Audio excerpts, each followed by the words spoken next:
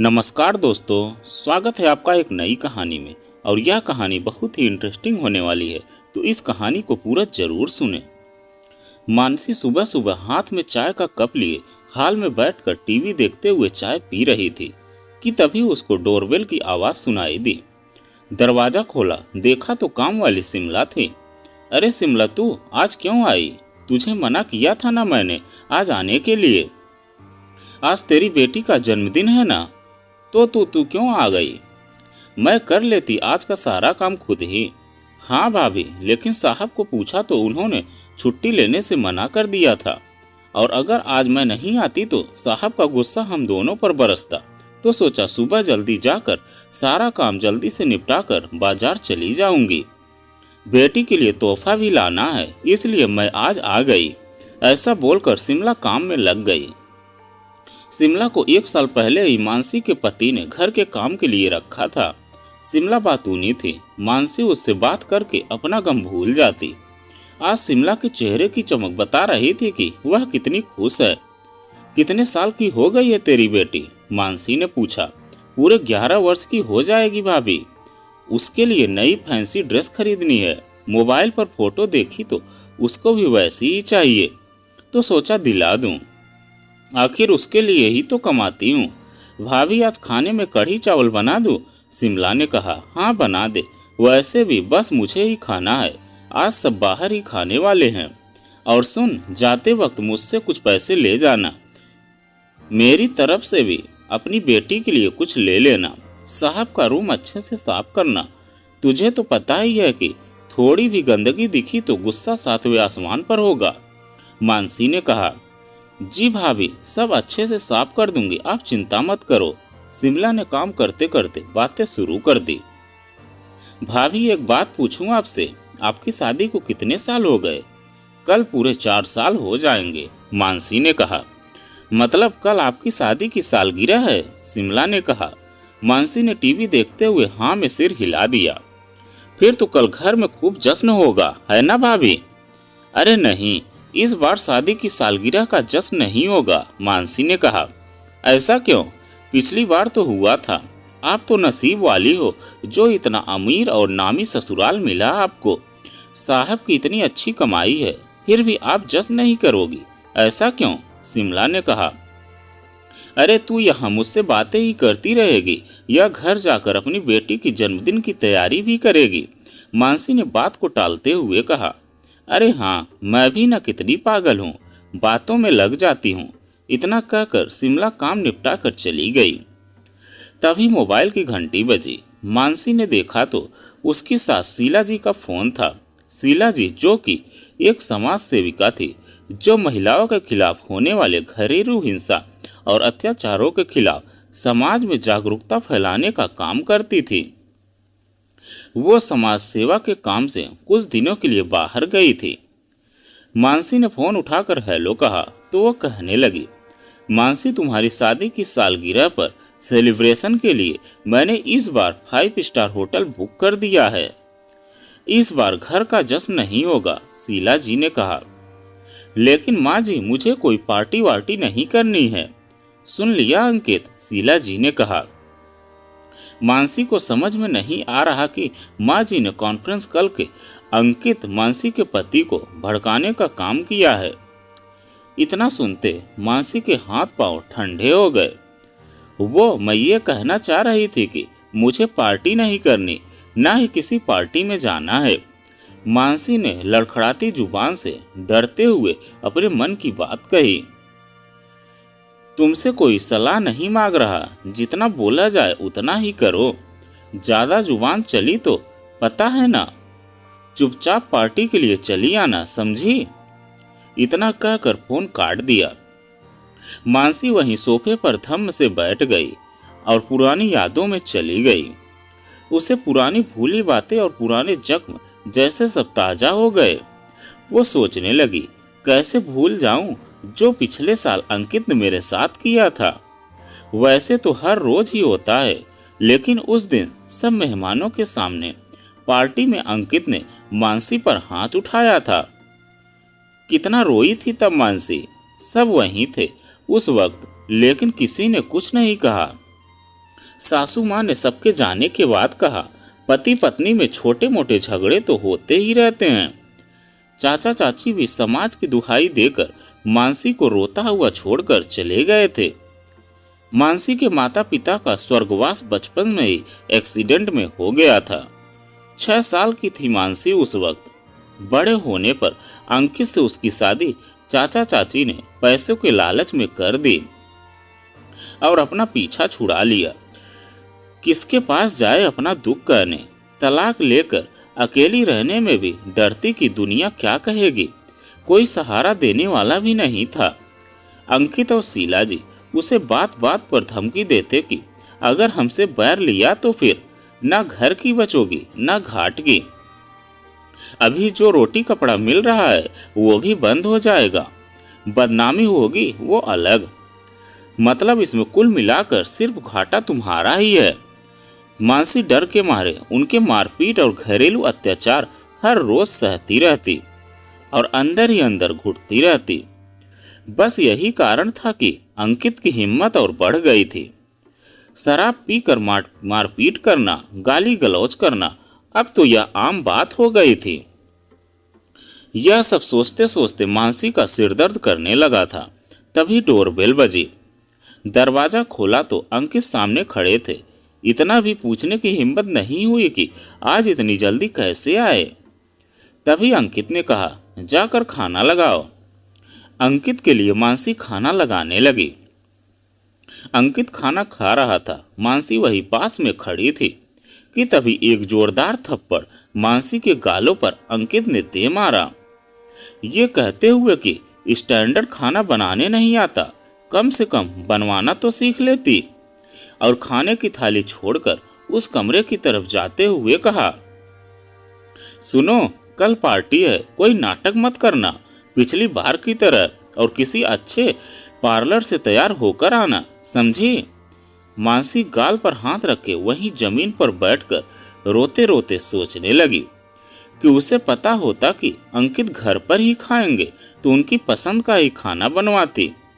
रोते रोते कब आंख लग गई पता ही नहीं चला।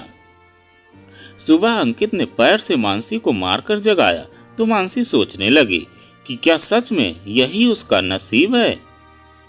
खाना पीना, पैसा, शोहरत, ऐशो आराम सब कुछ था उस घर में मानसी के लिए, सिवाय उसके आत्मसम्मान और प्यार के।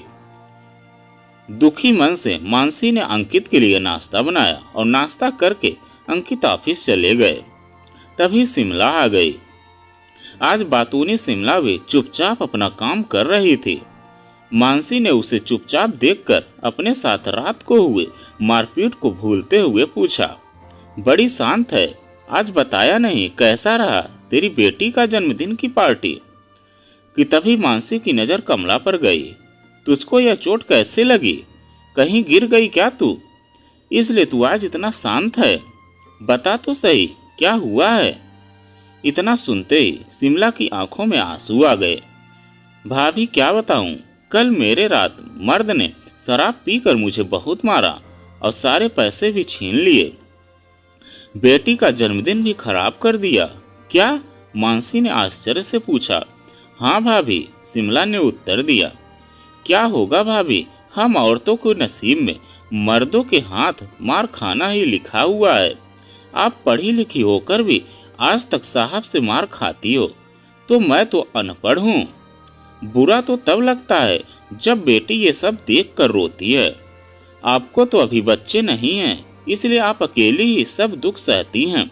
मुझे तो बेटी को देखकर भी रोना आता है और चिंता भी कि कहीं आगे चलकर इसके साथ भी ये सब हुआ तो। पता है भाभी, शादी से पहले जब अपनी माँ को मार खाते देखती थी तब माँ को कहती थी कि हिम्मत क्यों नहीं करती, मैं तो शादी के बाद अपने पति से अपना हिसाब साफ रखूंगी। इज्जत के बदले इज्जत, प्यार के बदले प्यार और मार के बदले मार कब तक बर्दाश्त करूंगी। तब माँ कहती थी, चुप कर पगली, ऐसा नहीं होता है। शादी के बाद पता चला वो वाकई बचपना था। हकीकत तो शादीशुदा औरतों का यही है कि उनको अत्याचार बर्दाश्त करने ही होते हैं। जैसे आप छिपा रही हो थप्पड़ के दाग, भाभी मेकअप से दाग छिप सकता है, मिट नहीं सकता।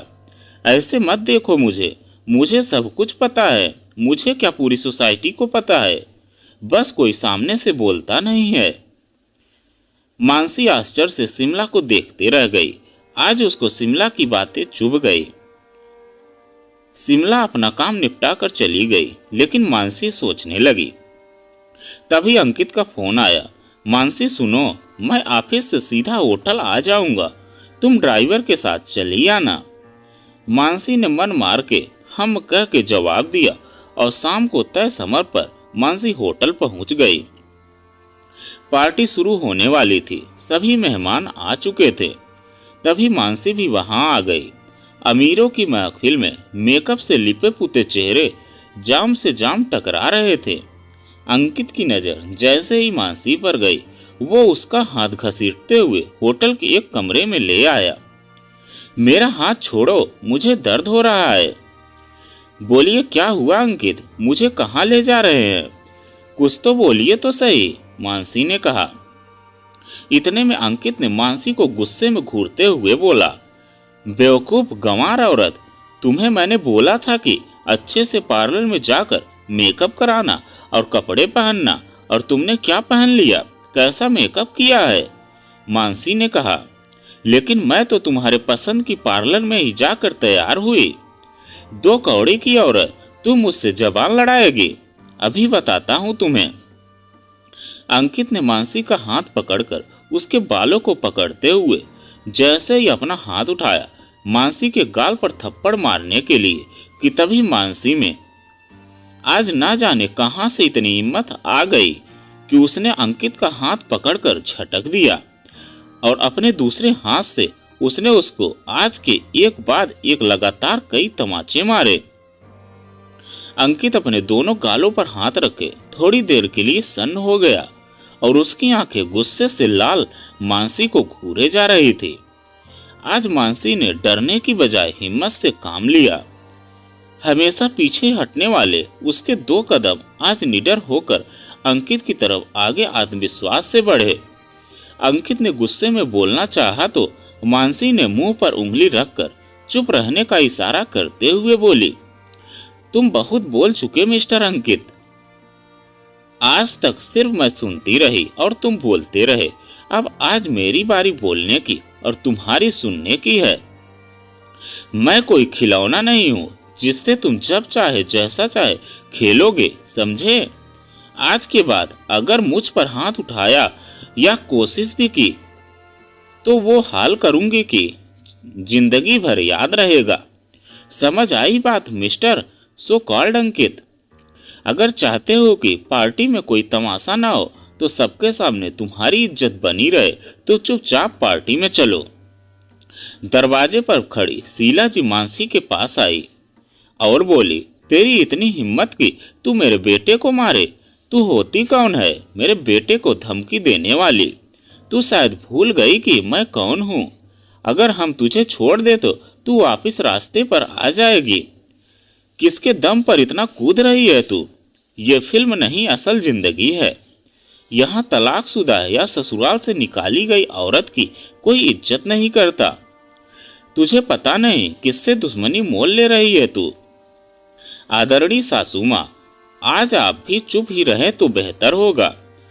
अपने अय्याश शराबी अमीर बेटे की शादी मुझसे इसलिए कराई कि अनाथ है गरीब लड़की चुपचाप आप लोगों के सब जुर्म बर्दाश्त करेगी, लेकिन अब ऐसा नहीं होगा।